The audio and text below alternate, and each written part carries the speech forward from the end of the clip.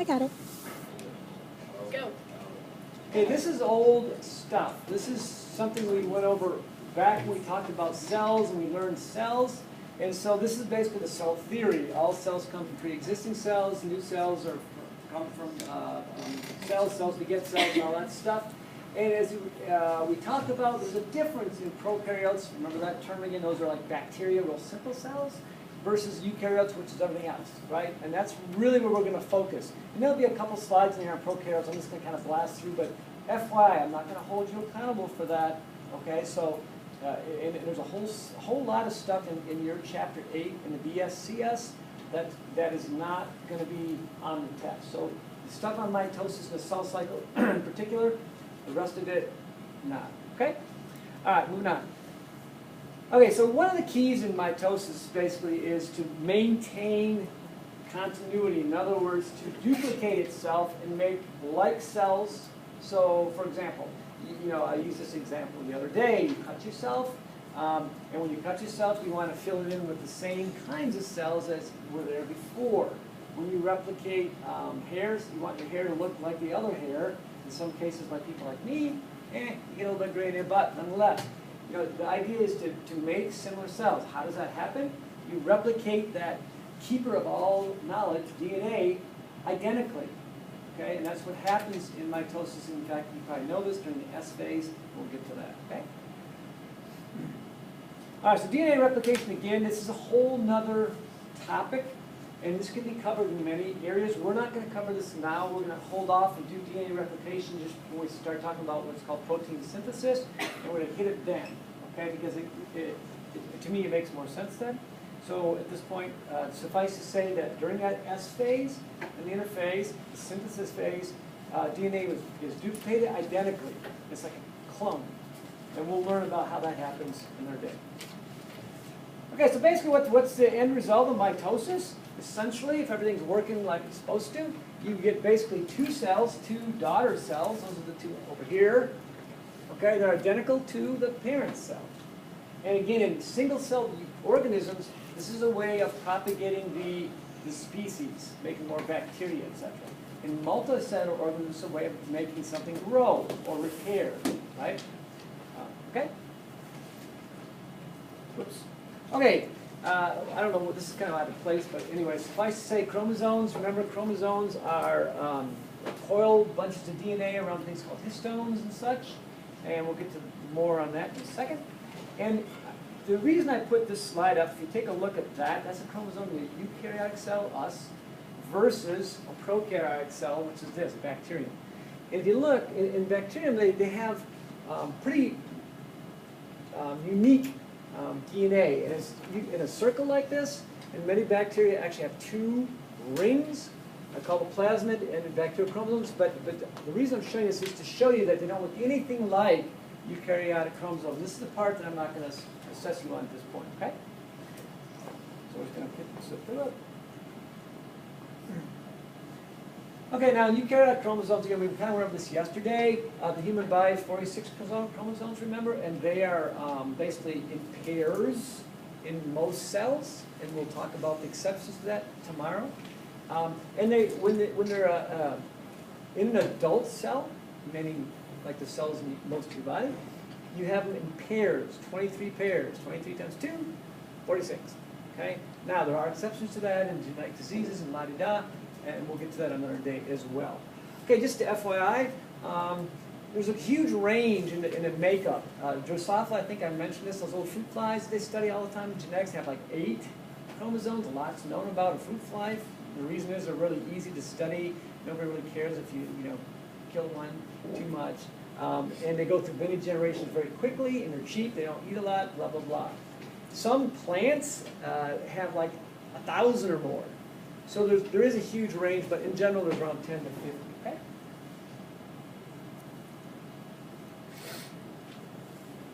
Okay, so remember yesterday when we did the definitions, there was one to compare chromosomes to chromatin. You recall that? Here's a good visual to kind of help clarify that a bit. Chromatin is that uncoiled mass of DNA. And typically it's not very visible to the naked eye, or even with you have to have a pretty good microscope to see it in a cell because it's really, really, really thin, okay? And that's called chromatin. Again, it's DNA that's uncoiled in a cell. And this is what you typically see in the interphase, and we'll get to that in a bit, right? And then during that after synthesis in prophase, basically supercoils into a thing you were familiar with called a chromosome.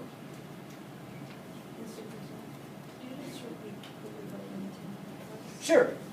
Recapping, chromatin is basically DNA that's uncoiled typically in eukaryotes. It's in the nucleus. Okay. Here's an analogy I used before, and it's kind of a good one. You know, think of your shirt, like this shirt, and it's made of a thread, right? And you can see it pretty easily when it's like this. If you took, and sometimes this happens to you, you got like a little string you start pulling, what happens? It unravels, right? Okay, and you pull it, and it gets really, really long. It might be, you know, who knows how long it'd be, you know, 100 feet over there of string. That would be like the chromatin. And when it's condensed together and packaged all together, then you can see it, the shirt, that's a chromosome. Okay? And that happens around things called histones, little protein molecules, and I'm not going to hold you too accountable for that, really. So it's a supercoiling event that happens in taking chromatin and turning it into a chromosome, this guy. Okay? And if you look here, you can kind of see all the little fibers all wadded up in a real dense thing.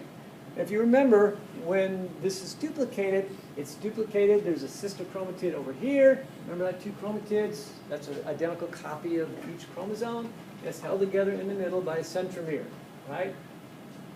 Those are terms, again, that hopefully you're familiar with at this point.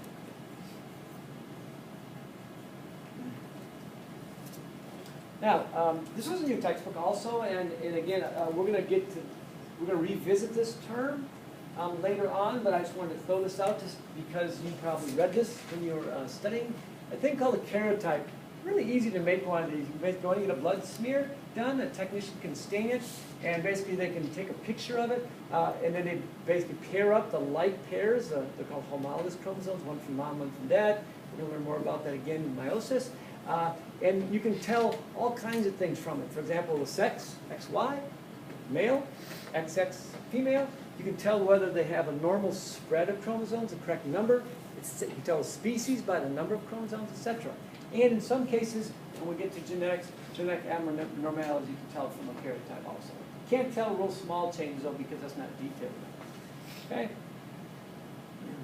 So, you know, again, this is a great picture here. You can see the DNA. You can actually see the chromatin. This is with some magnification. It doesn't show it at this, but pretty high magnification. This would be an X chromosome, and that's a Y chromosome. Not a whole lot there, is it? But what do you think is the most important gene on the Y chromosome? Right now, gene codes for what? What makes males males? Hormone, testosterone. There's other things there, but that's the key one that basically converts females, because we all start off with females, into males. Okay?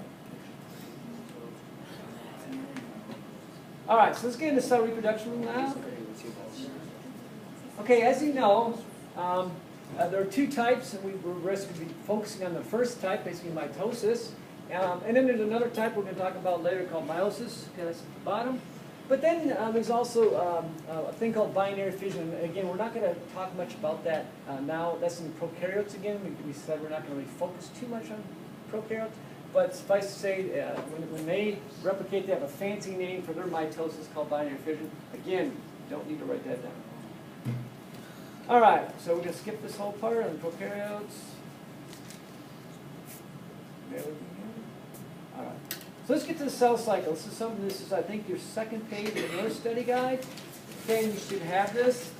You should have the three phases. I asked you to add the G1 and the S phase to the G2. You remember that?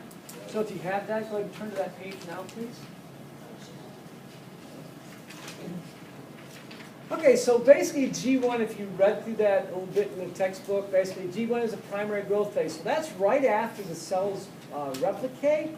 That's you know, like anything, like a baby just born, it grows, right? That's kind of what it does. So think of the daughter cells as little babies, essentially.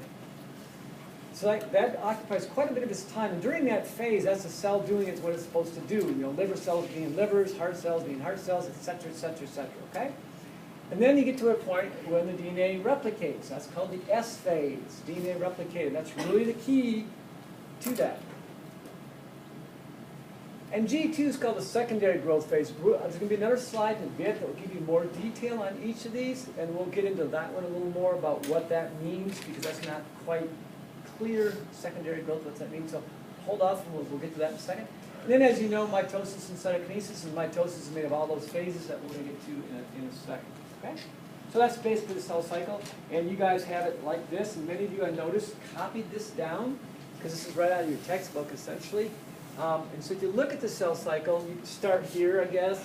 You move, there's a G1 phase, and that occupies pretty much more than half the cell life, approximately. S phase here, G2 phase, and then you enter into mitosis, which is this phase, okay, ending with cytokinesis at the end, and then the cycle starts all over. Yes, ma'am? So interphase is basically when the cell is doing what it's supposed to be doing? Interphase is all three of these phases. Interphase is the normal occurrence of a cell between divisions. Does that make sense? Yeah. So it's between phases.